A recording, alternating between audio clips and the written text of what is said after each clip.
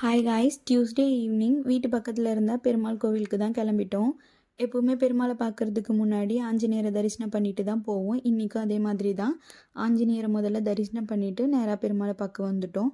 என்ட்ரன்ஸில் அவ்வளோ பெரிய ராஜகோபுரம் பார்க்கவே ரொம்ப அழகாக இருந்துச்சு.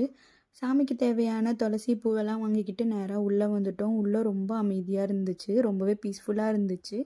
உள்ளே இருக்க சின்ன சின்ன சன்னதில் இருக்க சாமி எல்லாத்தையுமே தரிசனம் பண்ணிவிட்டு உள்ளே இருக்க குளத்துக்கிட்ட போய் நின்றுட்டு இருந்தோம். இந்த குளத்துல இருக்க மீன்கெல்லாம் சின்ன வயசில் பொறி வாங்கிட்டு வந்து போடுவோம்.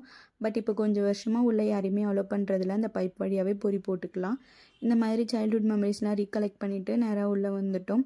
யூஸ்வலாக கோவில் எப்போவுமே சாட்டர்டே சண்டேஸில் தான் க்ரௌடடாக இருக்கும். பட் நாங்கள் எக்ஸ்பெக்ட் பண்ணவே இல்லை. டியூஸ்டே கொஞ்சம் க்ரௌடடாக இருந்துச்சு.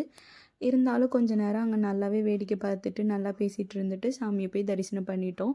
ரொம்பவே மனசுக்கு நிம்மதியாக இருந்துச்சு. தரிசனத்தை முடிச்சுட்டு வெளியில் வரும்போது நல்லாவே இருட்டி இருந்துச்சு. அங்கே கொடுத்த பிரசாதத்தை சாப்பிட்டுட்டு கொஞ்ச நேரம் உட்காந்து இருந்துட்டு நேராக வீட்டுக்கு கிளம்பிட்டோம். தேங்க்ஸ் ஃபார் வாட்சிங். வீடியோ பிடிச்சிருந்தா மறக்காமல் லைக் பண்ணிவிடுங்க. டாட்டா பாய்.